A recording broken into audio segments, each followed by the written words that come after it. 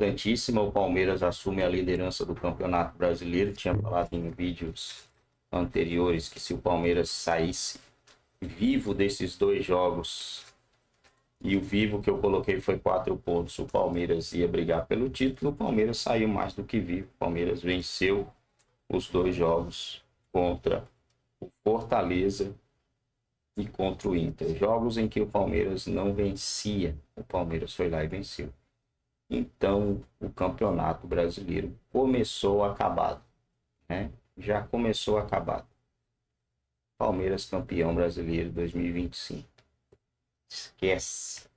Não tem para ninguém, gente. Não dá mais para ninguém. Palmeiras assumiu a ponta.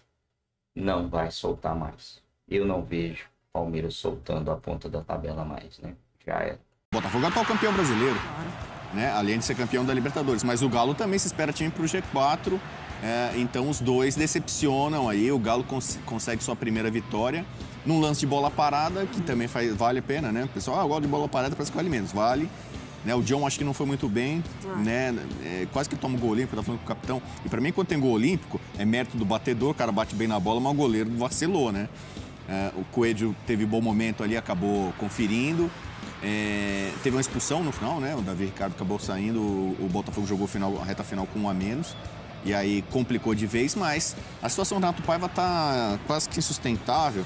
Nas rodadas anteriores, jogando em casa, com a torcida do Botafogo em bom número, criticando, chamando ele de burro, pedindo a saída dele. No empate contra o São Paulo a gente viu esse cenário. Mesmo o time indo buscar o empate e obrigando o goleiro adversário a fazer grandes defesas, a torcida já identificou o Renato Paiva como o responsável por esse momento ruim do Botafogo.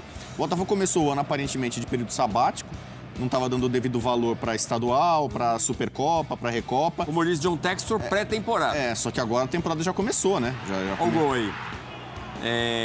O Menino entra, em segundo tempo entra Gabriel Menino e o Scarpa. E é ele que é o menino que cobra o escanteio. Exatamente. Importante para ele também, né, ter Muito. essa assistência. Muito. Agora, o chamado do VAR ali, ninguém entendeu nada, né? Porque é algo no meio da área ali, né? Mas assim, 0, né? Não mesmo. Depois o VAR aparece de novo na expulsão do zagueiro do Botafogo. Mas do primeiro tempo muito fraco, né? Essa é a verdade, assim. No jogo todo o Botafogo só teve 2 bolas, né? 2 chutes no alvo. Eu acho que o Arthur, ele é esse jogador importante, mas com uma dificuldade de dar sequência no lance, porque por 2 vezes ele consegue bom domínio, ele consegue um bom passe, mas ou adianta demais, ou a bola escapa um pouco, então ainda com a dificuldade de dar sequência. O Atlético sem o Júnior Santos, que poderia ter sido uma peça também interessante, né, contra o ex-clube. Aí o lance da expulsão. Aí o lance da expulsão, exatamente. O Hulk fica indignado, né, que foi só amarelo, e aí o VAR chama e o árbitro corrige.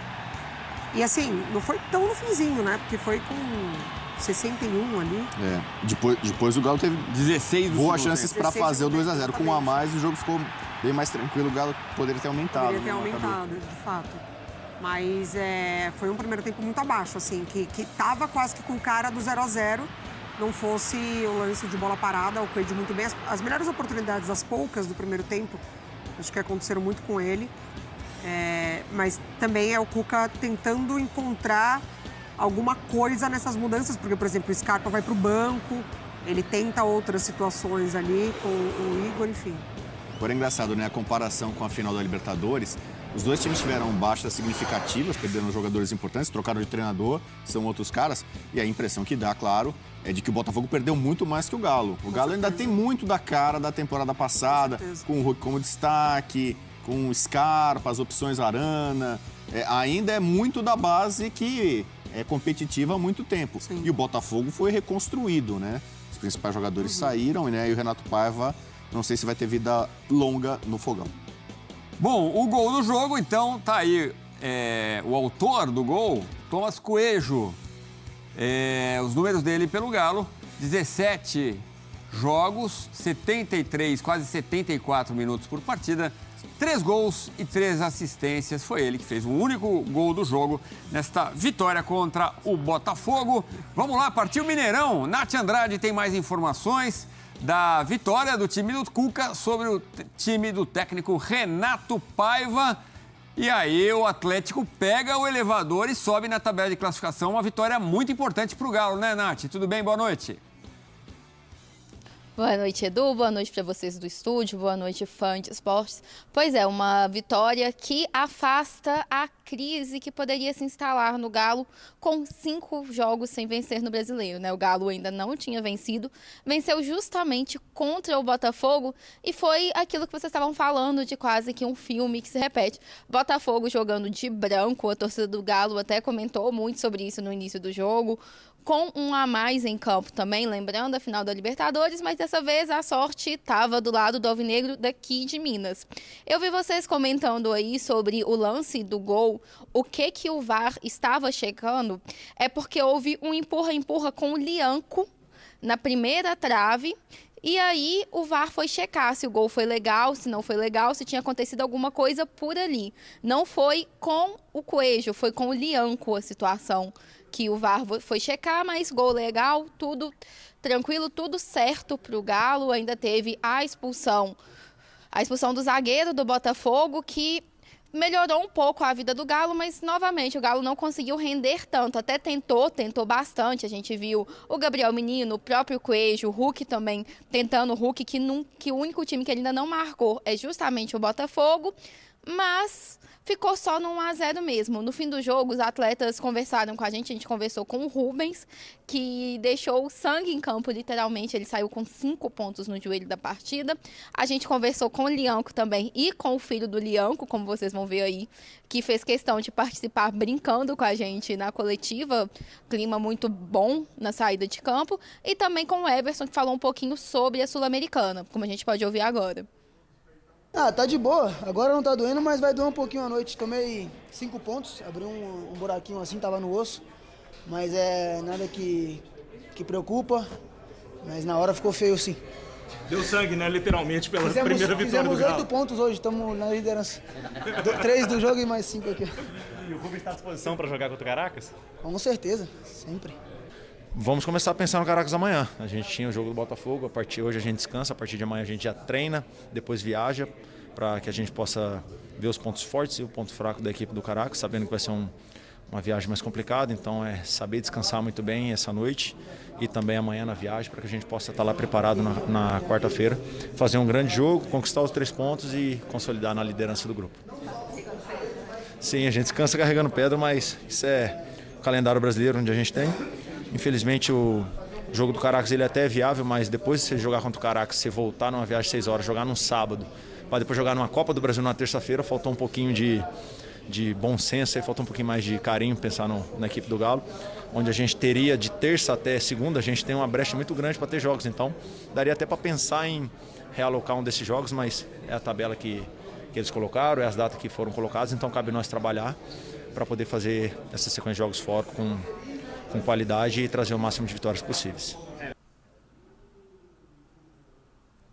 Pois é, o Galo agora joga contra o Caracas, né? O Galo agora vai pegar uma sequência longa, 5 jogos fora de casa.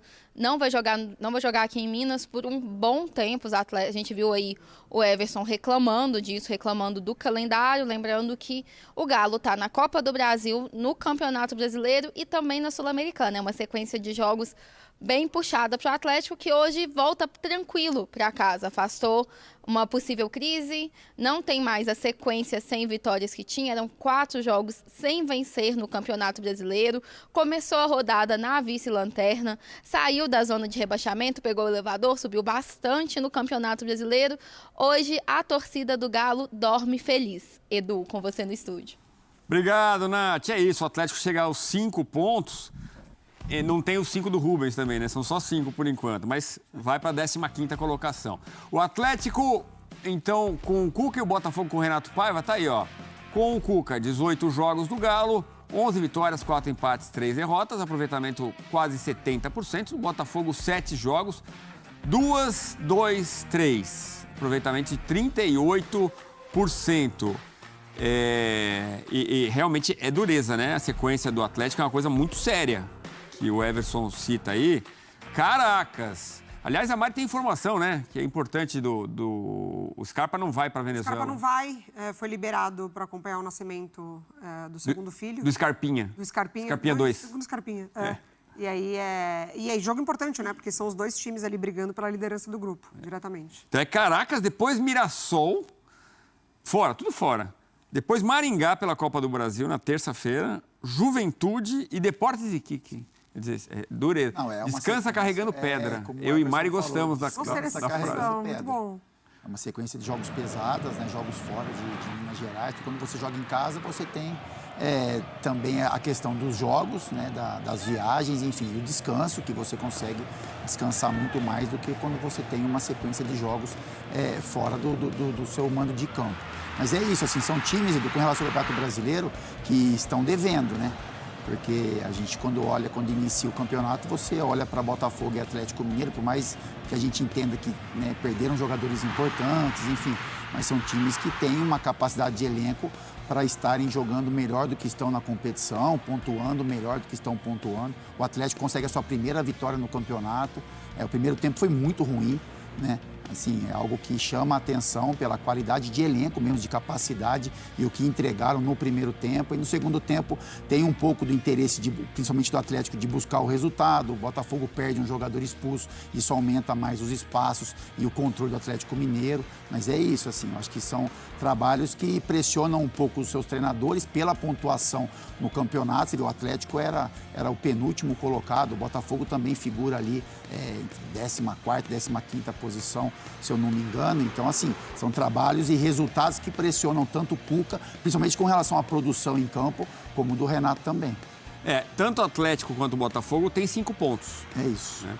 No caso do Atlético, a pressão talvez seja um pouco menor, porque ganhou o Campeonato Mineiro, o que para muita gente também foi visto como uma ilusão, porque é outro nível de combate, de embate, né?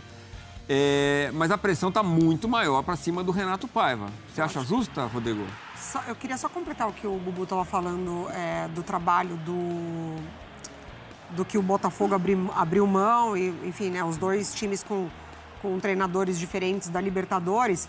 Eu acho que isso é muito importante. Assim, o Atlético, pelo menos, ele apareceu no estadual. Sim. Então, assim, pelo menos alguma coisa aconteceu ali no estadual que, enfim, a gente pode, né, falar sobre esse início de Campeonato Brasileiro, essa oscilação, mas o Cuca volta um pouquinho para aquele trabalho e ele ainda tem alguma coisa ali para redesenhar. O Botafogo não, né? Por escolha. E até deixou uma impressão contra o Palmeiras, apesar do empate, de que estava no eixo, estava achando o caminho. Eu acho que tem uma diferença gritante entre os dois treinadores, porque é o seguinte, o Cuca potencialmente é o melhor treinador da história do Galo.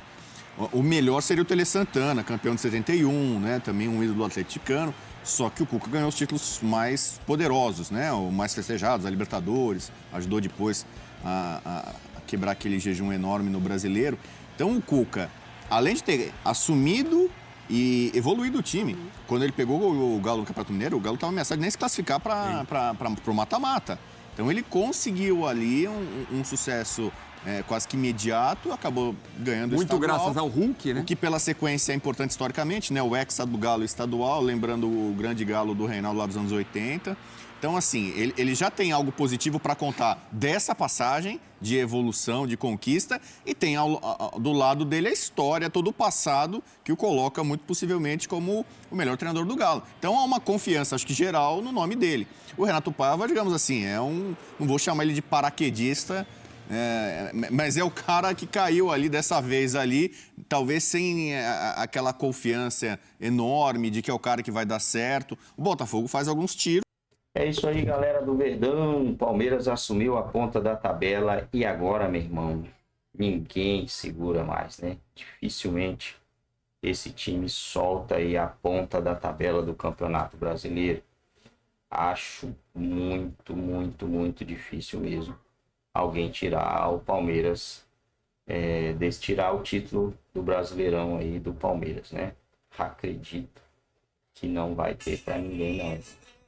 Palmeiras vai ser campeão brasileiro e, se brincar, leva alguma das Copas. Agora, eu não sei se o Palmeiras vai focar aí em Copas, né, no campeonato ou no Campeonato Brasileiro. Não sei em que o Palmeiras vai focar. Se ele vai dar prioridade para as Copas ou se ele vai dar prioridade aí para o Campeonato Brasileiro, que vai ser jogo complicado, né? Vai ser jogos difíceis aí nessas Copas e pode acabar pesando. E aí na hora que tiver um jogo de Brasileiro, vamos ver, né? Vamos ver, vamos aguardar o que o Palmeiras vai fazer. Vamos torcer para que ele tome a melhor decisão. E eu focaria no Brasileiro. Levaria as Copas aí, empurrando com a barriga, né? Porque Copa, cara, se der ruim, você não tá num dia bom. Vamos pegar um exemplo aí do Flamengo. Vai que você pega um dia ruim, igual o Flamengo. Você tá num dia não legal ali e a bola não entra. E aí? Vai fazer o quê? Foi eliminado. E aí, né? Você vai, é eliminado por um time menor, já o brasileiro já tá largado. Aí é caixa, né? Então, para mim, o Palmeiras deve focar no brasileiro e levar esse título aí. E as Copas põe ao que der. Que der para colocar em campo, coloca e vai empurrando.